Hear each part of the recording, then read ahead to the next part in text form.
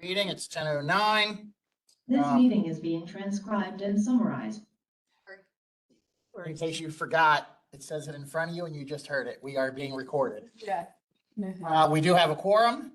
Everybody is present on the board attorney and staff in the room. Quick welcome. Thank you, everyone. I know there's a lot of work going on. We're going to hear all about it very shortly. Any requests for additions, changes to the agenda? Do we need to add anything or change anything or drop anything? I have a request. Originally, we were gonna meet at a different time to do my performance evaluation, but we're gonna meet today now, right after the meeting. So if it's okay with the board, if we can add closed session after, the meeting information and before adjournment, and then the regular meeting can be adjourned simultaneously with the closed Like we meeting. did last time. Yeah. If there's no further business, that all we're going to do is come back to close. So any public we're here. Yes. For personnel reasons. So we'll add that. Right before 12. Okay. Okay with that? All right, then let's jump into the minutes. I did see one thing. I saw some typos and I did correct those before the copies were made today. So if it was a typo, that's been corrected. It says quorum was established with 4 members present in person, and 1 member present virtually. Should be and one member. Most of us were virtual. Al was the only one that was here. Oh, so it was 4 virtual. I had it backwards. I got it. Okay. Al was the only one in Right. in So, the house. okay, I'll make that correction on page 1. So we don't need to, I'm gonna just make the correction rather than putting the amendment in the minutes. Does that make sense? Yes. Because it's a typo. So it's 4 virtually, 1 in person. Got it. Okay. So I will, because it's page 1, it's not gonna change any, you know what I mean? It won't change 1 virtually.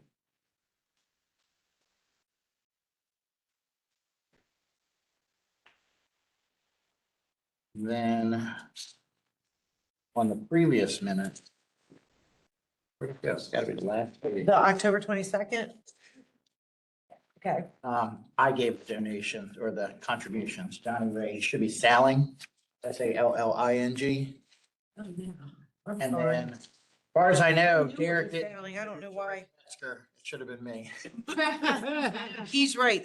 There's 2. You just pulled the wrong one. It's okay. No worries. I'll fix it. And then Derek didn't give the Rick Metzger, I did.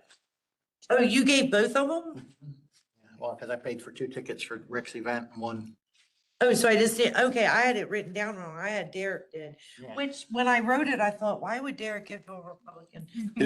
I thought that in my head. I should have texted Derek. It said, did you really do this? So, all right, I'll make that correction too. That also isn't gonna change the page numbers or anything. It's a typo. I can make the change, so it doesn't need to be amended in I give to Devin. today's minutes. I give to Democrats. I just have to have my wife write. Not that I have to, I just let her write the check instead of coming from me. Right, and it can happen. Yeah, you can donate to whoever, contribute to whoever you want to. Just looks cleaner if I let my wife write it instead of me. Yeah, so I'll reprint those pages. You guys can go ahead and sign, but I'll reprint them before I put the final, so that way, The only 2 things that I saw. that way we don't Who have, knows if there's no other, someone make a motion to approve the October 22nd and November 19th minutes? in the closed session statement of closed Oh, session. and the closed session, right? We had the closed session. That just gets done by you. I move that we approve the minutes with said corrections and add the closed session. Second. Any discussion? All in favor, say aye. Opposed? You are up, boss. Okay, all right, so we've still been extremely active. You can tell that by the meetings and everything that we've attended. I just wanted to highlight a couple things. So Baltimore County, the Center for Tech and Civic Life is a national organization that promotes democracy. It's nonpartisan organization, Democrat and Republican people work there and, you know, their main goal is safe, secure elections, doing what they can nationally to promote those things and making sure every voter counts, election results are true and accurate, things like that. Anyway, CTCL is their nickname. They asked Baltimore County to be in a national video and commercial promoting democracy, election processes and security, which is it actually an honor because there's thousands and thousands of election jurisdictions across the country. They came on October 31st and shot the video. The producers and the cameramen came on October 30th and did the video. The video is going to be like a movie. I don't know if any of you all saw after 2020 the movie No Time to Fail, and it highlighted an election office, I think either in Ohio or Rhode Island, and it talked about how during COVID we had to make all these changes to be able to conduct the election. This video is similar to that, but it's got it, so it'll be about a 45-minute to an hour video highlighting Baltimore County and our processes, security, our building, how we administer the elections, how we conduct the elections. So that's pretty exciting that we're going to be in that. I haven't received anything that yet. Like I haven't.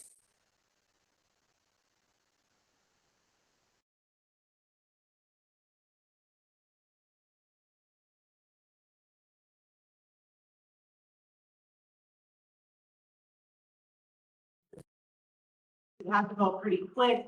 And I meant to mention it on.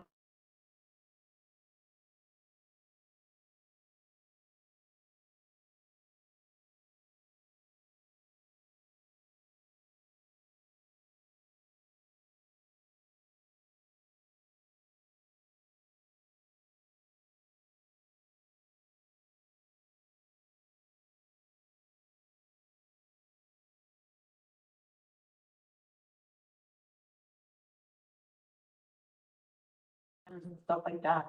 And I just wanted to make sure the board knows that I'm very careful when they're videoing or taking pictures of our building. They do not take pictures of any of our security, of our badge access. When they're shooting the video, they don't know if the room's in the front of the building, the back of the building. I am very careful about that. None of the cameras, none of the microphones, none of that stuff ever gets videoed or pictures of it, because I want to make sure that, you know, that information is in-house and not out. So those were two exciting things that are going on with our county. The state law requires the director and the deputy and key staff, which would be Amanda and Kimberly, to attend Maryland, I don't know, MEAE training. I can't remember exactly what it stands for. They had a training on October 31st, and all of us joined that training. It's mandatory. I think it was on succession planning, and it was only like 20 minutes long. But the state board trains it. We did attend that though. On November 3rd, we held a special event for our staff in here for National Election Hero Day. I hope all the board members got their shirts. I will sport this today. And all the staff members got one too. And then I also we gave them a certificate thanking them for their service and what they bring to the table in our office. We watched a movie as well. We watched Remember the Titans and everything, because that's like about team. And everybody really enjoyed it. We had popcorn and movie candy. So we just made it kind of like an afternoon team building special event. The director of Baltimore City is brand new. His name is Clifford Tatum. He previously was election administrator, I think, in DC, and then he went to Texas for a while. Now he's back in Maryland, and he was hired by the Baltimore City Board of Elections. He called and asked me, because they're trying to move their office into one building, because right now their office is on the block and their warehouse is Poplar Grove, which is like get your guns out area. So they're trying to put it together. And he asked if he could come and talk to Amanda and I about the processes we went through for our building and do a tour. He came to our office, during December. It was nice to meet him in person and, Is the city supportive of? so they're the ones who told him about our building and recommended that he meet with, Amanda and I. He had a whole lot of takeaways. He took a lot of pictures of our warehouse and things like that. And, you know, sometimes it's good to do what you've always done, but sometimes it's good to make changes. And I think that, that's what is the direction that he was looking for. Rather, for example, their ballot room now they use it kind of in the middle of their warehouse, so it takes up space and it's kind of, so when they were thinking about the new building, that's what they were gonna ask for, a cage in the middle of the warehouse for their ballots. But when he saw how we have our ballot room off to the side, it's temperature controlled, the voted and unvoted ballots are in there, only 2 people can get in that room, you know, all of those things. He was really receptive to those type of things, What's so their staff size compared to ours? the same. They actually have more people than we do. They have 6 people that work in the warehouse, full-time warehouse. We have no full-time warehouse. So they have more people than we do, yeah. I'm just wondering what size, do they need something the same size as this or? I think, I can't remember how many precincts they have, which means they have about the same number of equipment. So probably about the same. I would say roughly about the same. Yeah, yeah. So yesterday, thank you all for understanding and changing the meeting today. I did attend the Mako conference. The panel was in front of, agency heads from all different jurisdictions in Maryland and then also legislators. Senator Kagan was the moderator. She's the vice president of the EEE committee, which is the committee for election law, and she's kind of an election guru, so she was a very strong moderator. Jared didn't show up, so nobody was there from the state. So it was just myself representing, of course, Baltimore County, but all of the 24 local boards, and then the panelists from University of Maryland, she also came. So because Jared and no one from State Board was there, some of the questions I answered broadly for the state on, for him.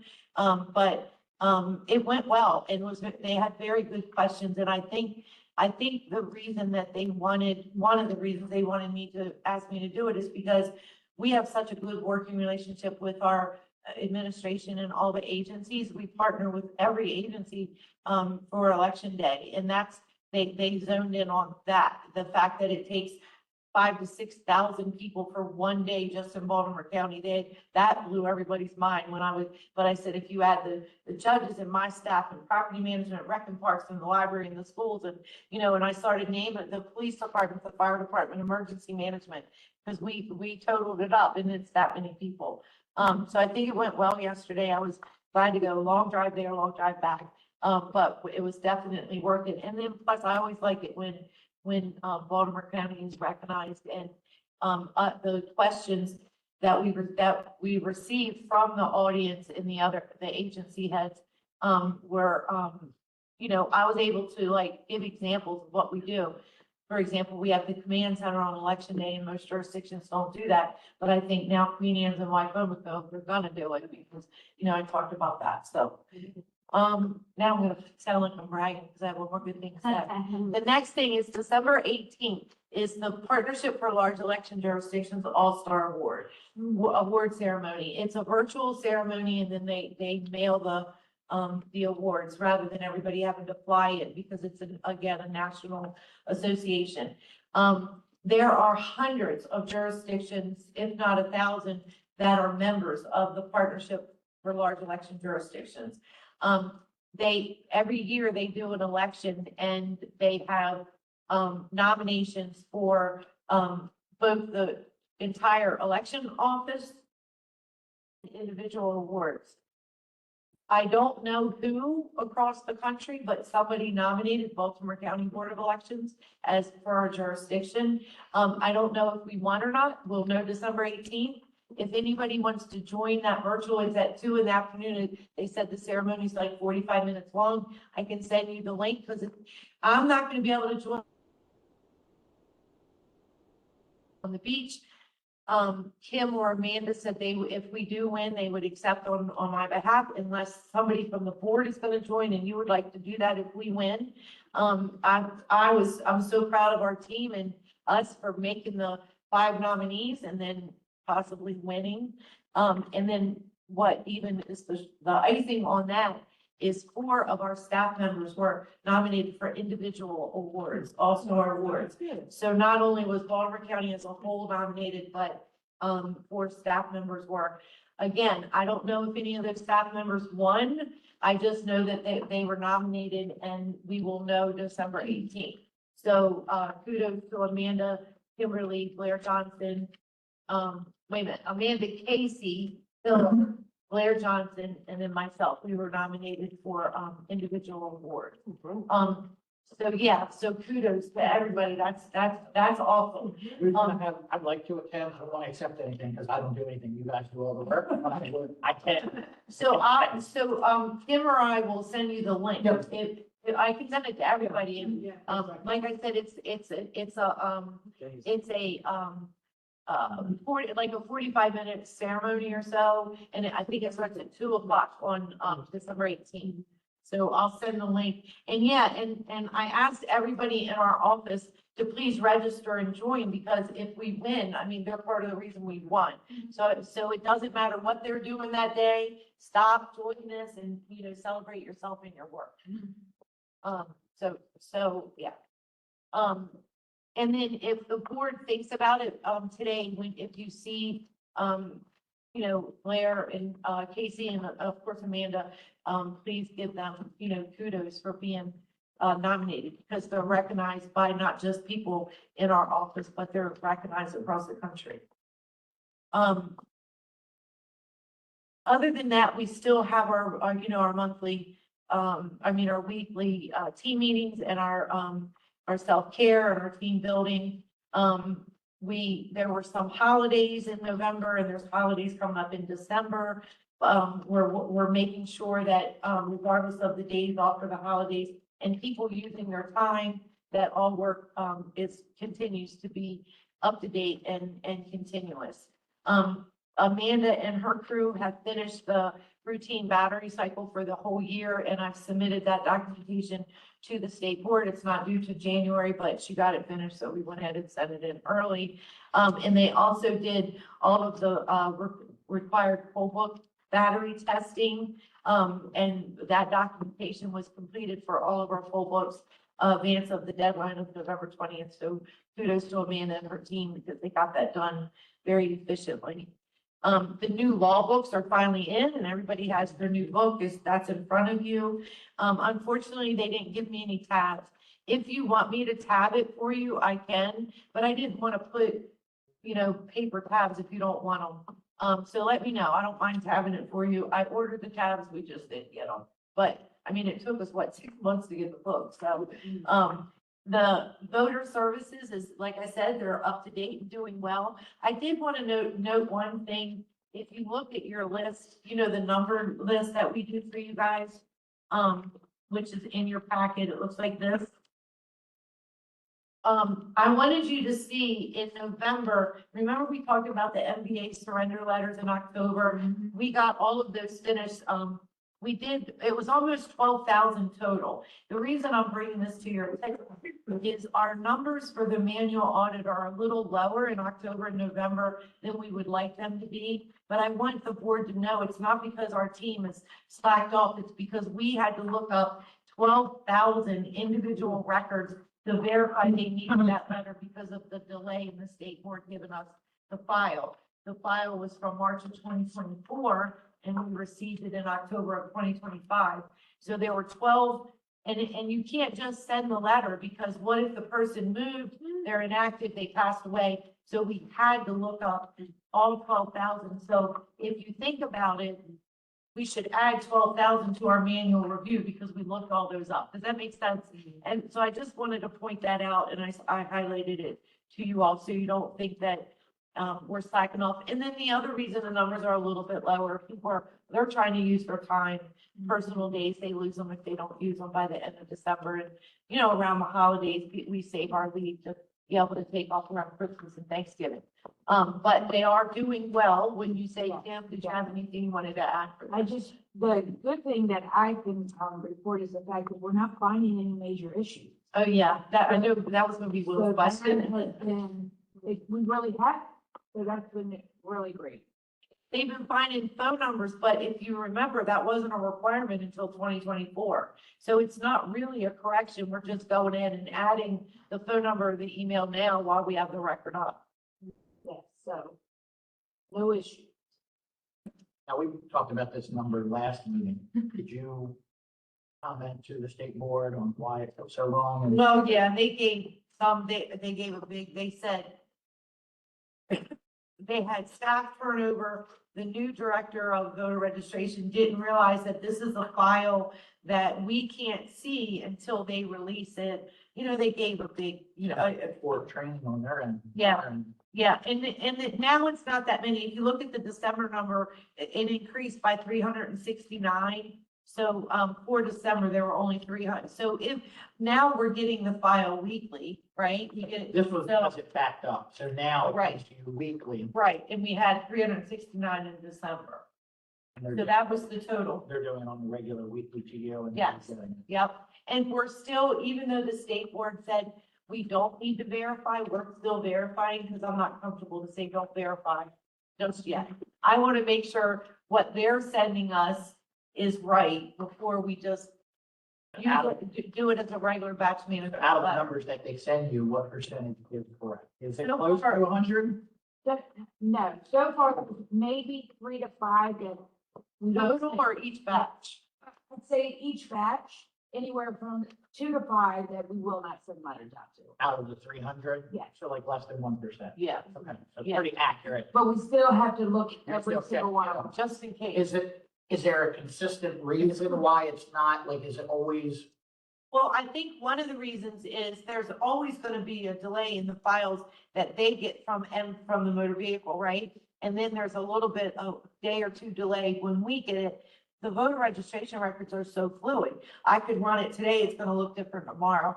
So because it's that low, I believe that the files are now accurate and as timely as possible. But just to be sure, we're still gonna look them up for another, I don't know, what do you want to give it, 2 more months or I would something? say that. And then we'll let you know in February if we're gonna treat it like we treat the other batch management letters where we just have to print them and get them out.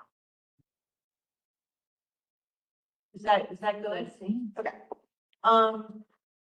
Then, I said about the law book. So, the law changed and we're no longer gonna have to do the manual audit after every general. However, we do now have to do a risk limiting audit, and that's after every primary and general. I'm on the, there's a handful of directors that are on the state board work group for coming up with the procedures. They've established the regs. I didn't want to share them with you until they're all the way approved. If you wanted to see the draft regs, let me know, but to me, it gets confusing when you see all the amendments and drafts.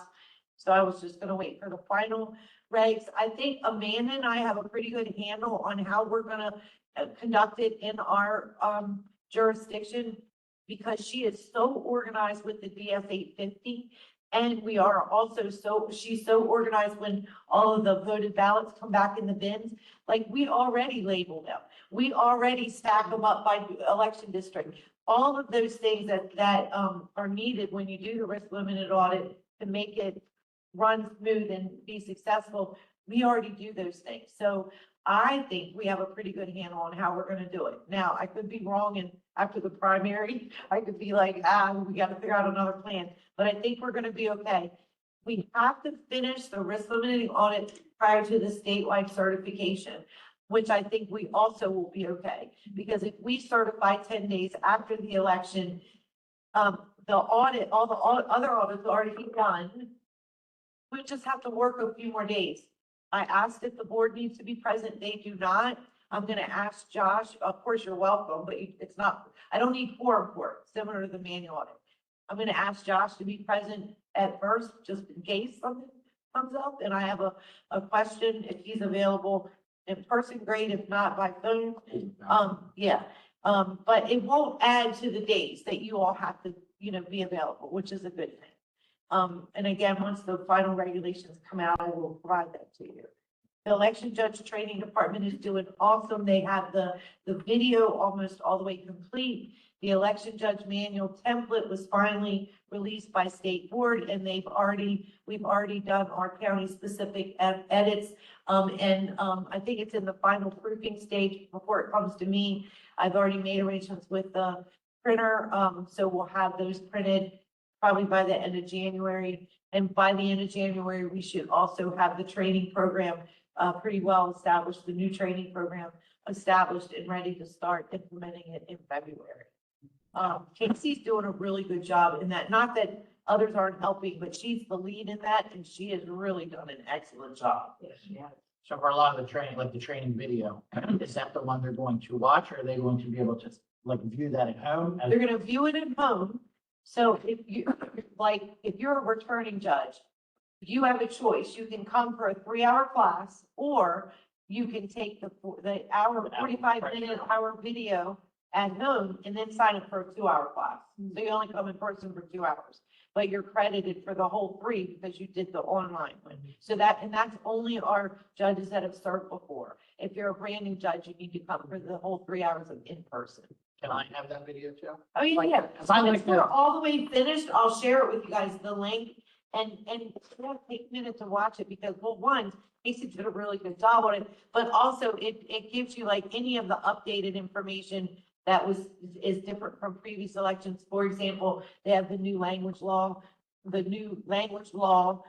and our county meets the threshold. So we have to follow that new language law, which means we have to make sure that our judges have the 1-800 language line available. If a voter isn't able to speak English, we have to make sure that our sample ballot is in English and in Spanish. All of our voting information for voters have to be in both. Now, we already implemented that. We started in 22, we increased it in 24, but our sample ballot, we had already planned on doing it bilingual this coming election, but now it's like law too. So that part that the judges need to know is in the new video. And I can't, can you think of what else is a little different? Well, she actually did 2 videos. So she has a video for chiefs and SDR provisionals because it covers more than what our election does. So it's 2 videos, but we've gone through it with a fine tooth comb, and it gives more information than I think we thought it would. Yeah, But it's all drawn out, and she really did a great job on it. yeah. So I'm excited to see how it works out. Yeah, and Amanda, and I have been working, and this team has been doing this, also working with OIT, so that when the person, okay, let's say you're a returning judge, you want to do the 1 hour at home. You can do it whenever you want at home. You take the video and then, a 10 or 15 quiz comes up. You have to, like an assessment, you have to go through and you have to score okay on that, at least 80%, or I forget what we decided, or 85%. If you do, then it takes you to a link that allows you to sign up for the 2 hours in person. That way you don't have people that aren't doing the video signing up for the 2-hour class.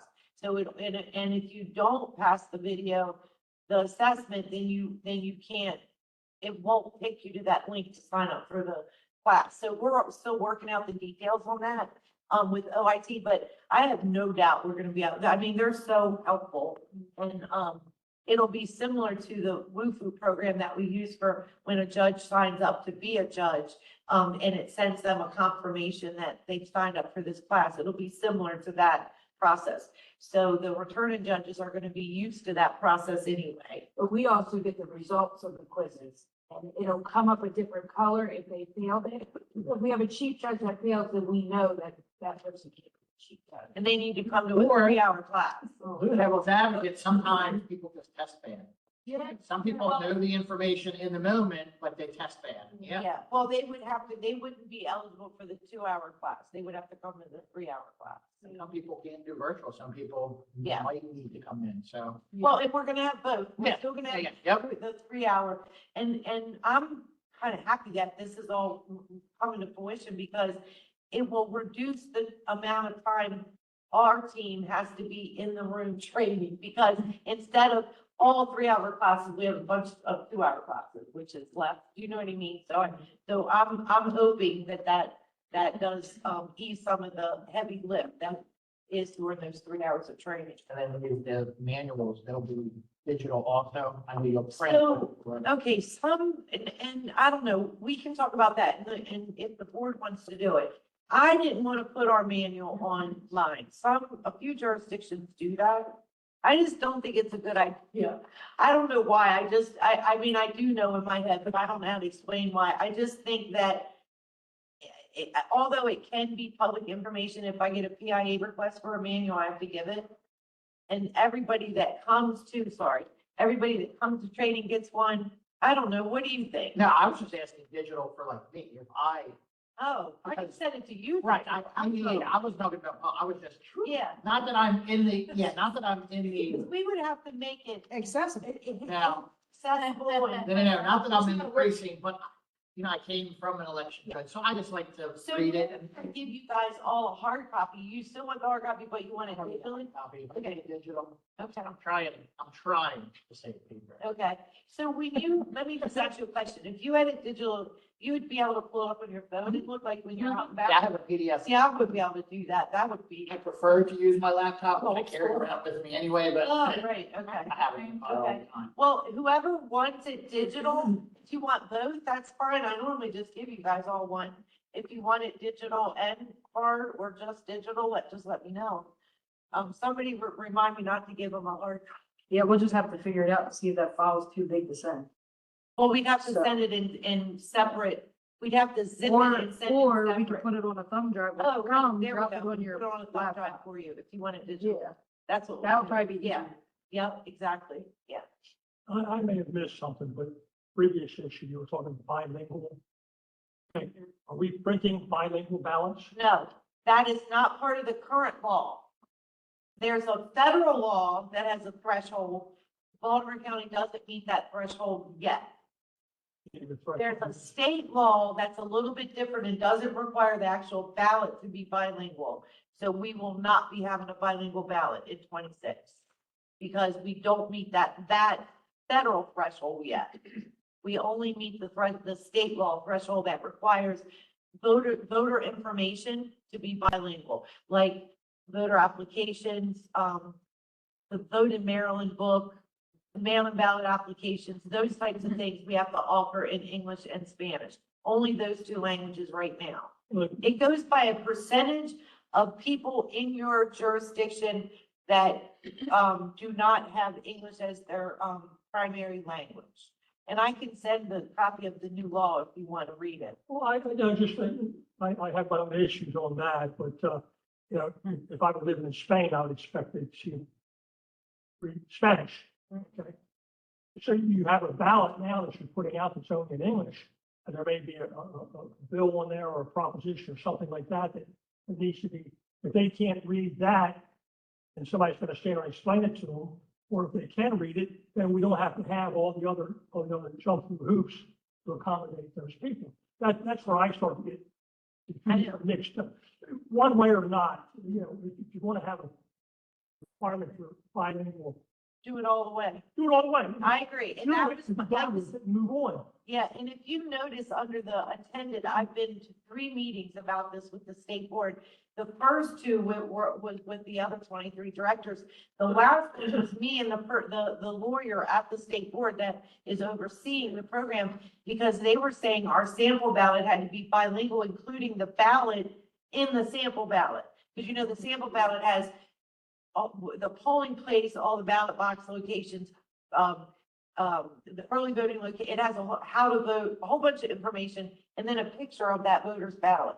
Well, I said back to them, if I do that, then I am not following the regulation that requires me to make the ballot in the sample ballot look exactly like we're not allowed to put sample across the ballot, the actual ballot in the sample ballot packet, right?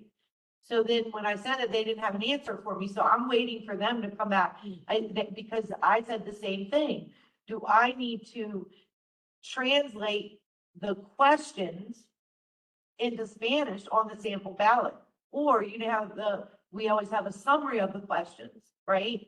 do I need to now have the summary in both? And at first they said yes, then they said no, and then they said just the ballot.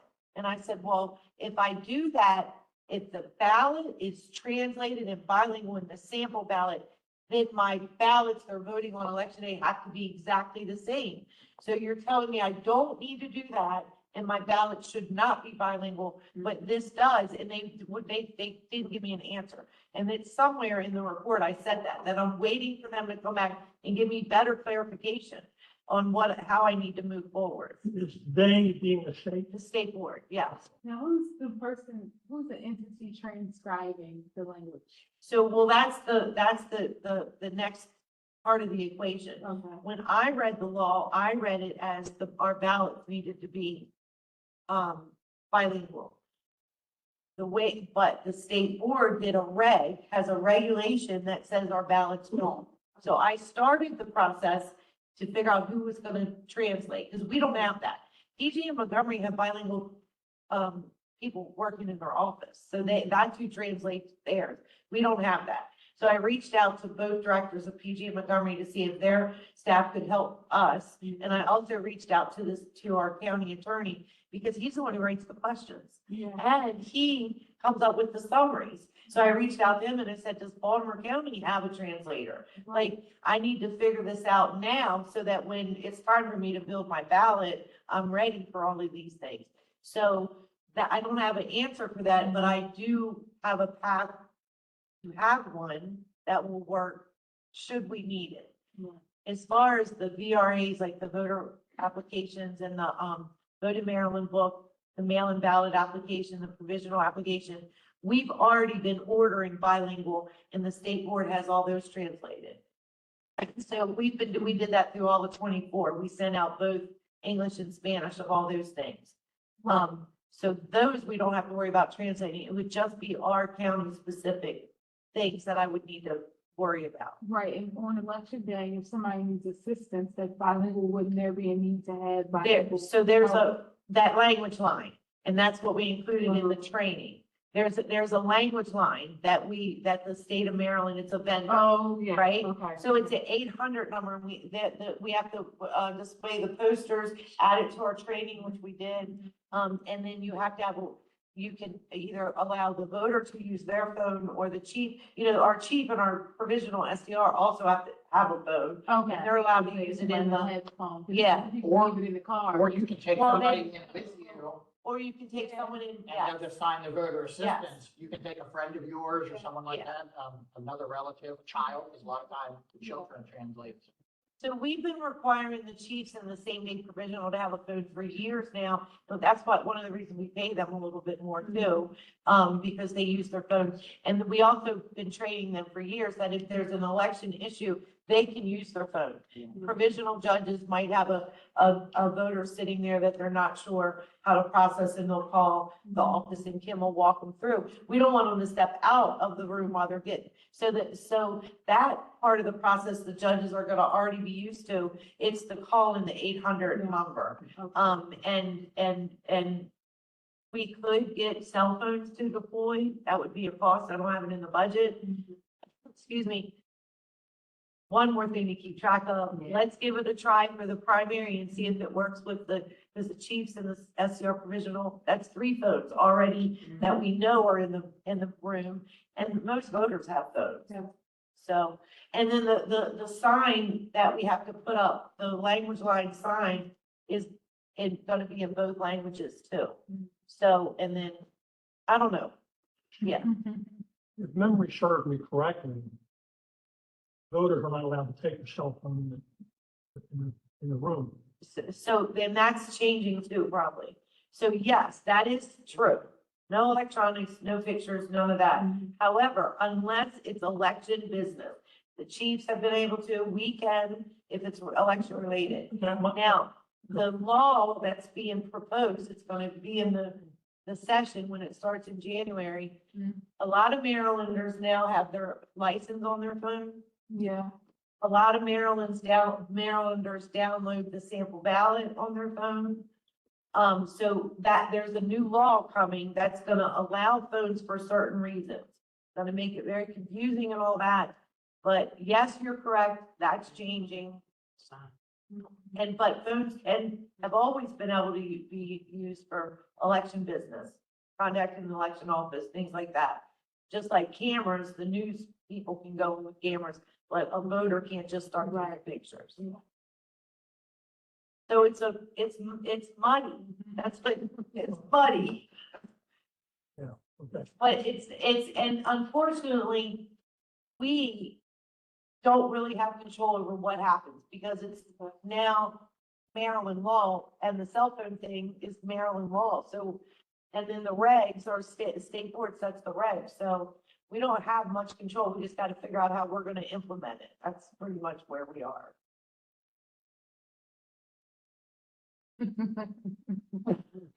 And, I mean, I can say, Al, when I was in a precinct, you know, if somebody's talking on their phone to their wife, you're not allowed to do that. But if you're looking up something, maybe you Yeah. don't understand, some Yeah. people do. Well, I'm just thinking, if you walk into the little booth area that you have for privacy, and you pull this phone out, who are you calling to get the answer to the questions? Well, now that you can't.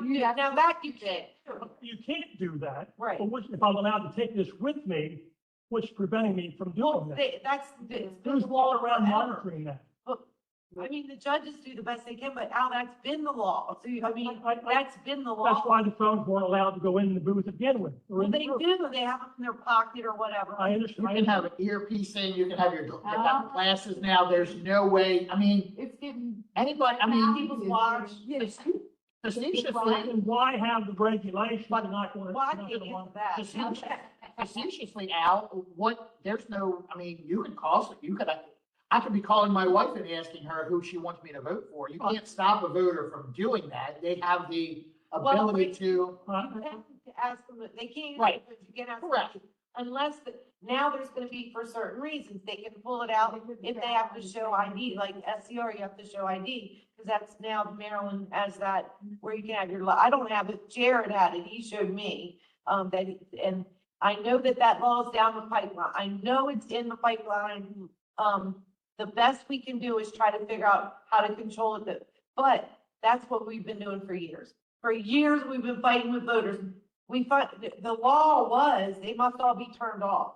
Well, a lot of people almost have a heart attack if you ask them to turn off their cell phone. But if you ask them to put it away, they're more, so we changed even what we said to the judges. We said, don't say, turn all your devices off, because people just like, but if you ask them to keep it put it in their pocket or purse out of sight, they do that. And we have very few issues. There are issues where people do pull it out and they want to take a selfie, first time voters and all that. So yes, it's been an ongoing struggle, and unfortunately, it's kind of just a struggle we have to try to figure out the best we can. Okay. Yeah. I'm not convinced, but that's okay. Well, what do I you? just, then why not just do away with the phone booth, the booths, to let them go and vote at home, or their home computer or their home phone? Well, that's. If you don't- That's where it's going. That's where it's going, so why are we fighting it all the way? Just do it, get all the crap out of the way, get all the. It's gotta go in stages. It's gonna be there. There's a lot about the process that I don't like. I've been verbal about that, but it's just one of those things that just. We feel that frustration because it is so hard to implement the no phones, because like Will was saying, people have the ear things and really technically they're supposed to be put away. They had remember the necklace things were in for a while. And I would propose that, somebody steps to their phone or that booth, and they have this here or on the table, somebody should be standing there. Look, They should not, right, they should not be on the phone. Correct. somebody's got to step up and say, you cannot do that. They do, our judges. They do, Our judges are trained to do that. absolutely, yep, Okay. absolutely. Yeah, and our chief judges are, Well, yeah. As I make my rounds on election day and I see a person on the phone to the ear and the judge is not talking to him, am I supposed to talk to the judge? Am I supposed to talk to the voter? Let me Or am know I and supposed I'll to scream at the top of my lungs? Let me know, and I will handle it. But there's Let also, me know. there's a sign, there's signage. There's There's signage. signage. Yeah, I know that's I see it, no that. phone. Most people have the phone in their hand and they got Absolutely, phone. put it away. Yeah. Unless you wanna recommend that we increase the budget, we get, scramblers at every polling It to. is a very hard reg and law to enforce. We do our best to enforce it. When people are waiting in line outside the voting room, We need that. we can have them on their phone. They can be on their phone.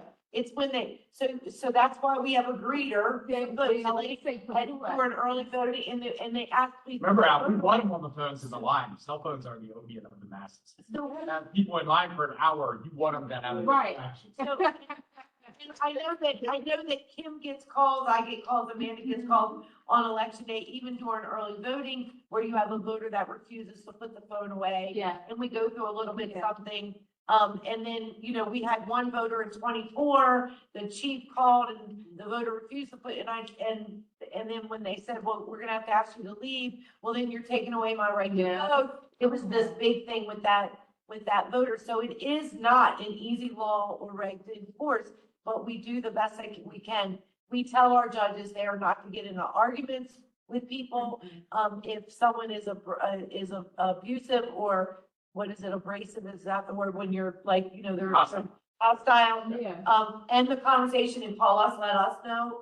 I mean, we do the best we can. Unfortunately, it's one of those things that we're not gonna be 100% at. There's no way that we can be, but we do the best we can, and our judges are trained, and if you've gone to any training class or looked in any manual, that's what it says. They're not allowed except for these reasons. And Police officer, we're gonna summons. Give a ticket. The easiest thing to do is let them vote, kick them out.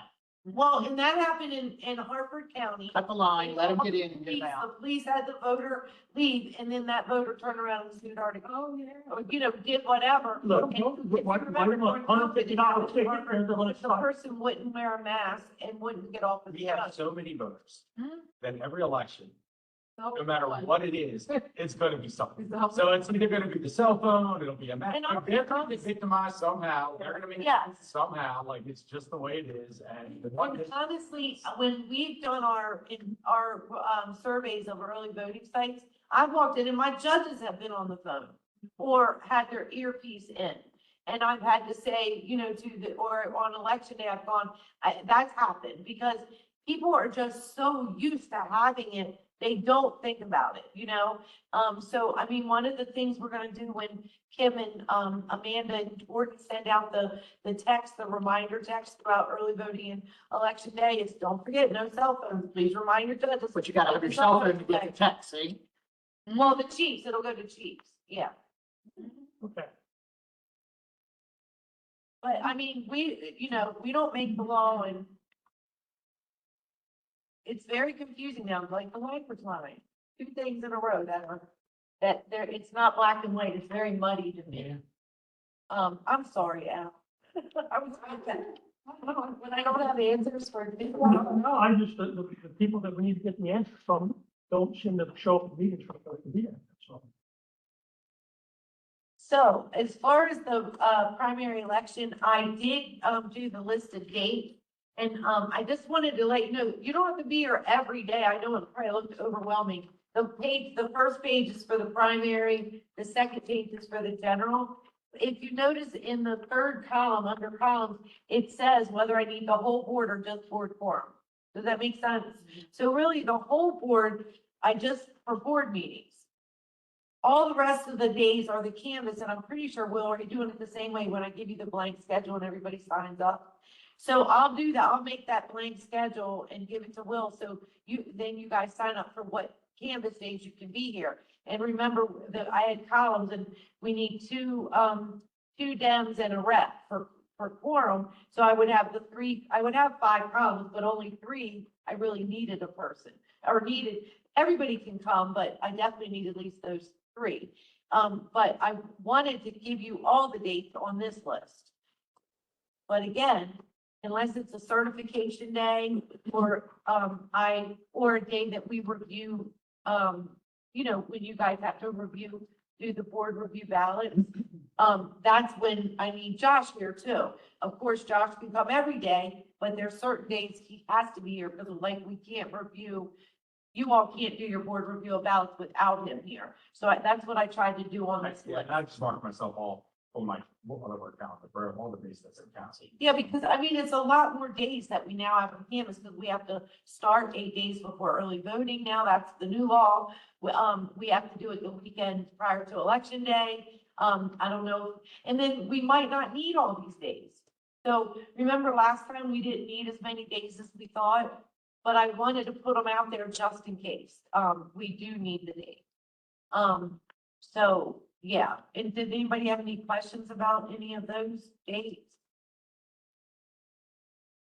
Okay, and then I'll probably, when do you want it? Will, maybe the end of January to talk about in the February meeting, the schedule for, or you want to wait till we get closer to, The schedule?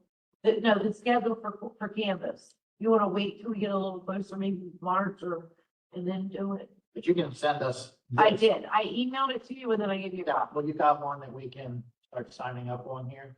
Do you want, that's what I want to know. Do you want me to do that now? Or I can do that now. Now, I'll that send way. the blank one to you. Yeah, that way we can just start filling it in. That way if people have things that are going on. Oh, that's a good idea. Yeah, okay. So I'll send the blank, I'll send you the blank template or everybody.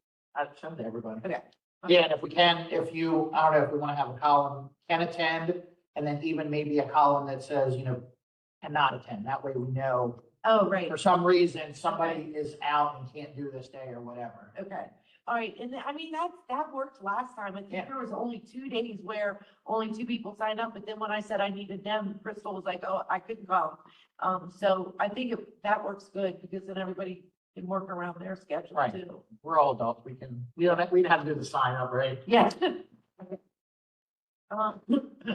Then the last thing, I think I just have like 2 or 3 things to talk about. Redistricting is going well. We are to the point where we're gonna, actually start moving the voters to the right, council district. The Board of Ed districts are already finished in the statewide voter registration system. Once complete, we will send everybody a voter notification card so they know their school board district or council district and if their polling place location changed. That'll all be on there. Excuse me. The timeline is to have the map. Oh, we have 258 precincts now, so we increased by 15. The reason we increased is because the school board district stayed at 7. Remember, I told you there was a lot of cuts and splits. Unfortunately, there's nothing we could do about those 15 new precincts. However, we were able to make them consolidated, which means there's already a building, already a room. Those a couple hundred voters or 500 voters, 1,000 voters will now vote in the same room, but they'll have 2 different ballot files when they're issued by the ballot So issue. you have enough equipment to handle, or did you? That's why we consolidated. It's only one actual new building, but it's 15 to, the rest of them we merged with other precincts, consolidated it. So she does have enough. But one's in the gym and one's in the library. Yes, I combined. think you will need technically a little bit more equipment. because Just it's not a, right, just a little bit more. I think it was only 2 were combined. Where we added a room, I think there's only one. only one. Only Yeah, one. only one. Yeah, The rest of only them are gonna yeah. already be in that same voting room. Okay. That was already a voting room. But anyway, yeah, so it's going well. We're doing very well. We're right on time with getting it done. All of it, we're gonna wait till after the holidays to send the voter card. I don't want it to get mixed up in everybody's holiday mail. So that by the mid-January or so, the outside printer is gonna send that. And the maps, we'll have, maps, if the board wants big maps or little maps, let me know. The little maps, once we're all the way finished with the new council district, school board district, and polling places, I give you that anyway, small. If you want it bigger, let me or Amanda know, and we can get them printed off the plotter for you. I know you do. Did Rita ever get them? No, Okay. no, she didn't. No, but I will make sure that gets done for you. Now, going back to this one here, what did the Republican Central Committee decide to do? We're leaving it the same. They're gonna follow, they're gonna grow. So they're gonna go to 9, 27 numbers now, right? but they're going down to 3, because it's now 4 members per council district, so they would get. It's staying at 3. Or they're not, 4, they're not making any change. So they're gonna go to 36 members. 36 members, that's it. Okay, Yeah. so they are gonna follow. Our ballot is gonna be really long. They are gonna follow the new county council. I didn't know if they were gonna stick Yeah. with the board. and No. Go with the Yeah. 4, but okay. Yep, they just, when you asked the question, I verified with Patty Fallon. And she wrote back and said they're not making any changes. We're gonna have a very long ballot. I mean, our county, both ballots are gonna be long. The Democratic ballot, primary ballot's gonna be long because of all the people running for county council and the county executive. Now there's what, 4 people on the Democratic side. The Republican ballot's gonna be long because of the Central Committee. So we might have a 2-page, front and back, 1 page, front, 2nd page for a primary, which that hasn't happened in a long And time. if we're talking about that, I know I like to talk about the oath that gets printed because remember, Yeah, that how to blank- add a page. add that Yes. page so that we Yes. don't have that oath print on the back. If it's Right. gonna be a 3-page ballot Yep. as opposed to the 4. Yeah, we gotta remember to do that. You write that down, yeah. If we have to go to that, if we go to 2 pages, great. If we go to that 3rd, then one of those pages have to be blank. And you know what? That's a good point because of the new language law. All of our information that goes to anybody that asks, the inserts, whether they get it by web delivery, it has to be English, Spanish, any of the voter information, not the ballot, but the voter information. So that might change where they put the blank page for the web delivery and it'll change it. We have to add it to the inserts for the hard copy deliveries. So by the next meeting, I'll have it more together on the language slide.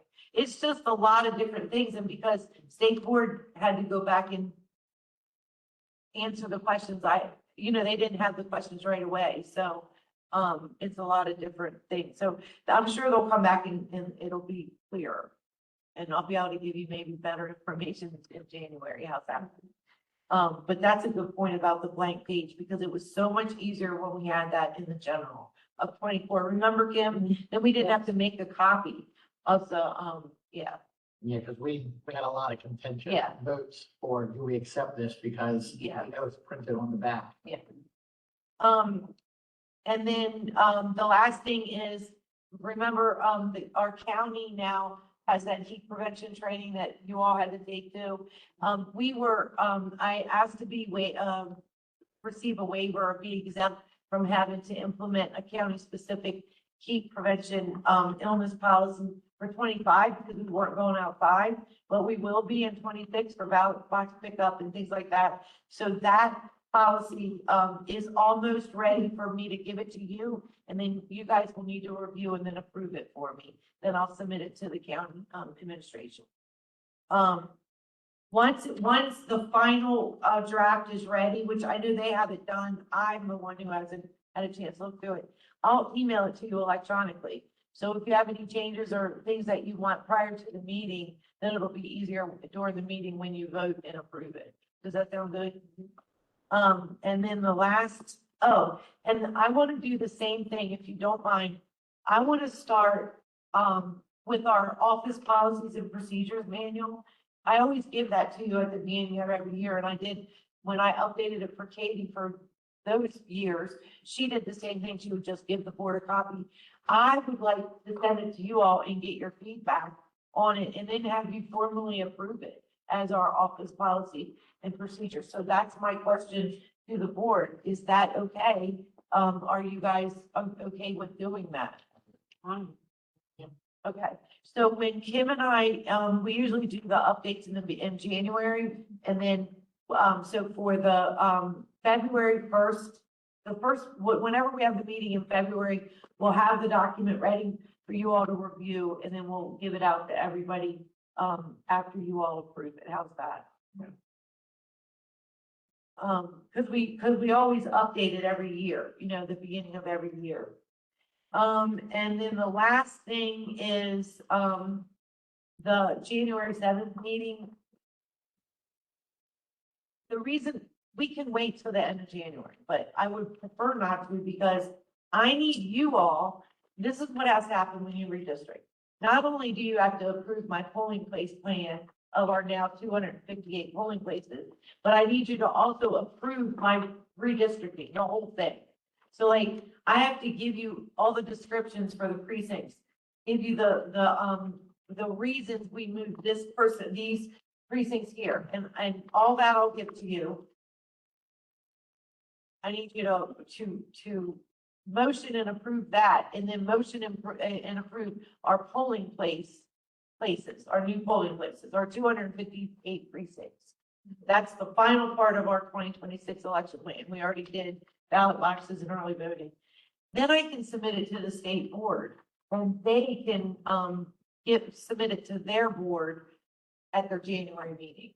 So that's why I'm asking if we can do it in January 7th. And also, I will feel better, to wait till you all approve what we did prior to sending the voters their new cards. Does that make sense? So it doesn't need to be an in-person meeting. It can take the place of the end of January meeting. It can be virtual, but I would really like you to do it on January 7th. So that's my ask. What do you have? And we can do it whatever time. If the morning doesn't work and you want an afternoon, you all tell me. And of course, Al, I know you're coming in person. You can keep me straight. Yeah. If anybody's sworn in on here. Yes. I think it's the first Wednesday in January. And we should be finished. Looking for a motion. Well, I don't want a motion. Well, yeah, but can you add in the motion? Pending completion of the process, because right now my timeline says I'm gonna be done, but you never know what might happen. I don't think we have to make a motion. I think if we just agree on the date. Yeah, that's true, yeah. But it just needs to be a tentative date, and I will know a week and a half in advance if for sure I'm gonna be ready on that day, and if I'm not gonna be ready, well, I'll let you know, we'll need to do it the following week. Everybody okay with January 7th? What's the preference for time? The same time, or would it be better if it were? 10. Is everybody good for 10, or would it be better if it were a different time? Issues?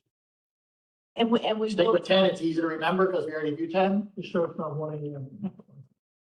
and you guys are good with doing it virtual. I think it'll work because we did the final ballot box and early voting virtual, and I'll have a, something to share on the screen, and I'll send you the stuff in advance too, so. I figured why drive all the way here, and then we can skip the January meeting, and the weather's usually pretty crappy at the end of January anyway, and then meet in February for the next regular meeting, if that's okay with you all. That's what I was, January 7th, 10 a.m. virtual meeting, yeah. or in person for Al, because you like that. He likes to visit. He likes to come and make sure I'm straight. He's gotta keep me straight. Because the following Wednesday, that's when the General Assembly convenes. Yeah, and the date, yeah. Oh, yeah, that's true. No, you- Well, it doesn't have to be a Wednesday either. I just said, I looked at the calendar and I thought that seemed like. Like one of the other minutes changes, I think, Well, Okay, it's October just meeting, twice. the October meeting minutes needed to actually say, because we didn't change. Philip was listed. Oh, yeah, I took that out. Okay. Yeah, When we started talking about General Assembly, I thought, yeah, that's right, I remember seeing. Yeah, it's right here. Twice. it was, Amanda caught that for me. It's out on the first page. I put the page. Remind me, what area is he from? You look that up, it's on the east side, on your side. It's definitely not the west side. Wait, it's, District 10, Legislative District 10. Where's that? Where's town? This area, over here? Oh, it is? It's on that Oh, sign? Okay. It's on the district. Senior delegate, Phillips? Okay, there you go. Yeah, white. Okay. that's the other. Yeah. Here it is right here. Oh, no, that's not this.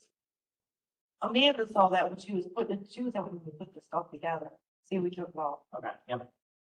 But I'm gonna still change that. I'm still gonna change that page. So these are the three you guys signed. I put the signature, these two Laverne signs too. This one you just signed, but you I signed both. signed, give to her, and then I signed, give to you. Exactly. Oh, you have a blue pen, because I need a I purple. only got. I got black, is that okay? And I believe that's the conclusion of my director's report, unless Kimberly or Amanda has something you want to add that I forgot or that we need to talk about. No, man, you covered it all. All right, Mr. President, I am finished. All right. Board council. All right, good news, in the last couple of weeks, two lawsuits we filed against the state, one by the Department of Justice, and one by the GOP. They're basically this similar in nature, they want disclosure of the state's voter rolls. So, although we keep our own, counties keep their own voter rolls, obviously the state is obligated to keep a master list within the law, voters registration. The Department of Justice has sued them for that. Their response is that the information that you want is prohibited by state law. There's a conflict. They're just being difficult with each other. It's going to go in front of the judge to decide how the information has to be disclosed. The private lawsuit from the Republican Party actually is a little. It's kind of better news for us because they actually reveal that the two counties that they have problems with the most are Howard County and Montgomery County. They believe that their voter logs are messed up or Not us. not us. So because the Republican one specifically names that the Howard County and Montgomery County. So I think that's also the area of focus of the Department of Justice as well. So that's going on at the state level, but it is not targeted at Baltimore County. No, I haven't been served either. I'll give you credit for that. I think we all, aside from that, no Johnny come lately redistricting lawsuits or anything like that. So, No talks of anything at all, right? No, haven't heard anything.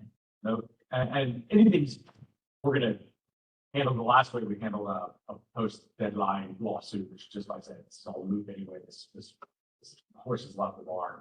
We can't put it in reverse. So we're pretty much over through as far as that goes. And these state court lawsuits are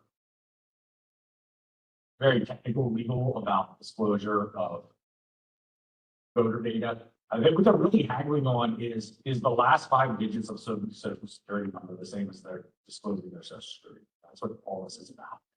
Because obviously all these people don't want to help each other.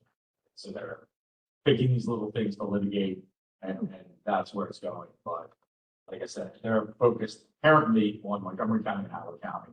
So as long as we were on the sidelines, that is what I did that. And so what they wanted me to tell, I was supposed to actually call you yesterday and tell you this, and then also share with the board. They had a last minute meeting with the directors yesterday, because stemming partly from those lawsuits and also just to make sure everybody in Maryland, when we're asked for a voter list or a voter record, we're all doing the same thing. So like, I'm not giving something that Howard is or PG or Wycomico isn't or whatever. So they're coming up with actual policy on PIA. And it's going to be shared at your next lawyer meeting that you go to. And then when I get it, I'll share it with you. But when we joined them and we're listening yesterday, and again, we're already doing those things. Like we already don't provide phone numbers when we give out lists. That's already something that we've never done. We don't provide, I can't remember what else was on there. Oh, email addresses. We've never provided email addresses.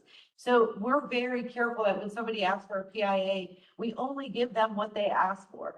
The other thing we don't do, and we should be doing it this way, but other counties weren't. Let's say you asked me for a voter record and that person doesn't live in my county, but I can see the whole state and they're in another county. I'm not going to tell you, I don't have a responsive record, but they do. I'm just going to say I have no responsive record. We're only supposed to answer what they ask. We're only supposed to provide what they ask. If they just ask, are they registered to vote? You don't need to put when they registered and all that stuff. You know what I mean? But we've already been doing that. So that's one good thing. But when I get the final policy, I'll share it with the board too. And just know that I guess it's going to be more uniform across the state, which is going to help things like the lawsuit, because we're all going to be doing it the same. And the state's going to be doing it the same as the 24 jurisdictions, because now it's different. up until yesterday, we all charged different prices for things. Like we charged $80 for a countywide voter registration list, and somebody else charged 80 or 125, somebody else charged 75. Now we're all gonna charge the same thing, which is also fair and reasonable. The state board is working on these regulations, because sometimes Yes. they like to make regulations that don't follow necessarily. So, well, it's not, this isn't a regulation, they said it's gonna be a policy, and they're supposed to approve it next week or the week after in their board meeting. And they shared it with us yesterday, and there were a couple directors had a couple questions, I had a question. They said they're gonna find out the answers and make it more clear in the policy and then Because that's sometimes, why I'm not sharing it with you, because it's not sometimes binding. law says this, and Jared's policy says something not exactly lined, not that it's against, but it's Right. more restrictive or. Yeah, or the regulation. So we have to follow the, Public Information Act. Right. And I know that when Melissa Dorsey, she was the one that was presenting it, I know that she said that her and Dan are the ones that made sure that it did line up with, with the law. And we are providing what's required to be provided, and we're all doing the same thing. So I think we're good in that area with this. But I mean, if I notice any discrepancies, I'll let you know. Sometimes I don't agree with the law, but the law is what we have to follow, not additional restrictive policies, if that's.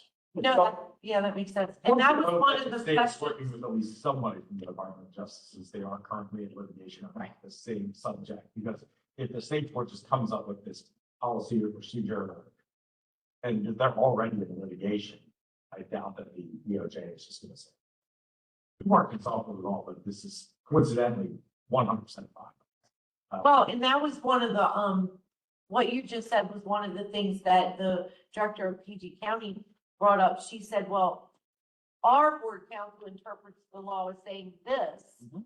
And then that was one of the things that Melissa said they were gonna go back and revisit, to make, here you go. Thank you, Amanda.